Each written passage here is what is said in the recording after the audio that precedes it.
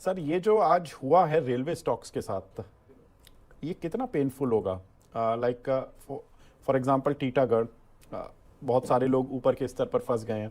Monday को जब market खुलेगा, आई डोंट थिंक कि इसमें कोई बड़ा अपसाइड होगा, अगर अनटिल कोई बजट पेपर्स में कोई ऐसी चीज़ हो लिखी हुई जो कि एफएम मैडम ने नहीं बोली है, लेकिन बजट में थी, पता नहीं चला लोगों को। देखिए, बाज़ार आपसे हमसे कई गुना ज़्यादा समझदार है, और अगर बाज़ार ने इतने बड़े वॉल्यूम्स पे रिजेक्शन कैंडल्स दी हैं तो कुछ ना कुछ बाज़ार को ऐसा पता है जो हम नहीं रीड कर पाए और बाज़ार ने रीड कर लिया है। टीटागढ़ वैगन की बात करेंगे, 9.3 मिलियन वॉल्यूम से सेलिंग आई है, 400% वॉल्यूम राइज है। JWL देखेंगे तो उसमें भी वॉल्यूम राइज ऑलमोस्ट 5.8 मिलियन का एवरेज वॉल्यूम है, 33 मिलियन यानी लगभग 6 गुना वॉल्यूम से सेलिंग आई है। RVNL में देखेंगे तो वॉल्यूम राइज 46 मिलियन है, 562% रिजेक्शन कैंडल है। IRFC में भी ऑलमोस्ट 50 डे मूविंग एवरेज से डबल वॉल्यूम हुआ है, ट्रिपल वॉल्यूम हुआ है और रिजेक्शन कैंडल है। तो बाजार ने क्लियरली इस थीम को अब निगेट करना या रिजेक्ट करना स्टार्ट कर दिया है। ये पेन अभी और गहराएगा। 50% का करेक्शन हो चुका है हाई से, ये अब अगले 4-6 महीने में बढ़ के शायद 70-75% अपने ऑल टाइम हाई से डाउन आ सकते हैं काउंटर। तो मैं इसलिए बार बार पिछले 6 महीने से कह रहा हूँ कि जितनी जल्दी आप निकल जाएंगे उतना आप अपना पैसा बचा लेंगे। बिल्कुल।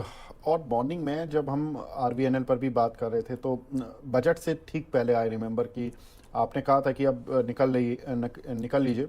सुबह आपको हालांकि लग रहा था, और हमारे साथ जो दूसरे पैनलिस्ट भी थे उन्होंने भी कहा था कि ठीक है, थोड़ा बहुत आज प्ले कर सकते हैं, लेकिन विद स्ट्रिक्ट स्टॉप लॉस और विद स्ट्रिक्ट टारगेट्स। और उनके टीटागढ़ पर भी उनके जो फर्स्ट हैंड के टारगेट थे वो पूरे हो चुके थे।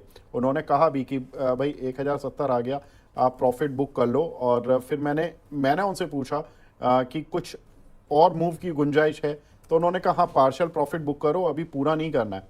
लेकिन पार्शियल प्रॉफिट जिन्होंने बुक किया वो तो ठीक है, मजे कर गए आज, लेकिन जिन्होंने प्रॉफिट बुक ही नहीं किया और जो उन लेवल्स पर भी फंस गए, तो वो तो बड़ा बुरा फंसे आज, क्योंकि 1100 का हाई और 932 का लो और 956 की क्लोजिंग, मतलब कि डेज लो पे ही बंद हुआ है लगभग, और 150 रुपये नीचे।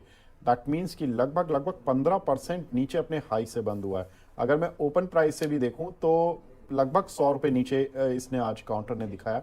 1038 पर ये ओपन हुआ था। सर ठीक है, खबर नहीं आई। खबर अगर हम कल मैं जहां बैठा था, कल एक निवेशक है जिसके पास कोई खबर नहीं है, उसके लिए बजट आता है, वो उम्मीद मानता है, और फिर उसमें कोई खबर नहीं आती है, तो उसकी सिचुएशन में क्या अंतर आया? वो तो कल जहां बैठा था वो आज भी वहां बैठा है। देखिए, बहुत बड़ा अंतर आया है। जो बड़ा अंतर आया वो था उम्मीद का। अब आपके पास कल उम्मीद थी जिसके सहारे आपने बाई किया था, और ये उम्मीद थी कि अगर अच्छी न्यूज़ आएगी तो और लोग बाई करेंगे, तब स्टॉक ऊपर जाएगा, क्योंकि जब सब लोग बाई करेंगे तभी स्टॉक ऊपर जाएगा।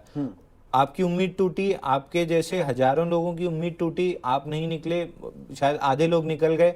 उन आधे लोग के निकलने में स्टॉक इतना नीचे आके क्लोज किया, तो जब पूरे लोग निकलेंगे तो स्टॉक और कितना टूट सकता है। तो मार्केट हमेशा फॉरवर्ड लुकिंग होता है। जब तेजी थी इन काउंटर्स में, मार्केट फॉरवर्ड लुकिंग था। अब लास्ट रिजल्ट मेरे को कंपनी का नाम याद नहीं आ रहा है, लेकिन शायद जितने ऑर्डर्स एक्सपेक्टेड थे उसके 1/3 आए थे, और मनी 9 पे हमने उसका नाम भी डिस्कस किया था। रेलवे और डिफेंस में से कोई एक कंपनी थी। तो आप देखिए, वो भी उम्मीदें पूरी नहीं हो रही हैं, जितना ऑर्डर्स एक्सपेक्टेड था वो पाइपलाइन भी पूरी नहीं हो रही है।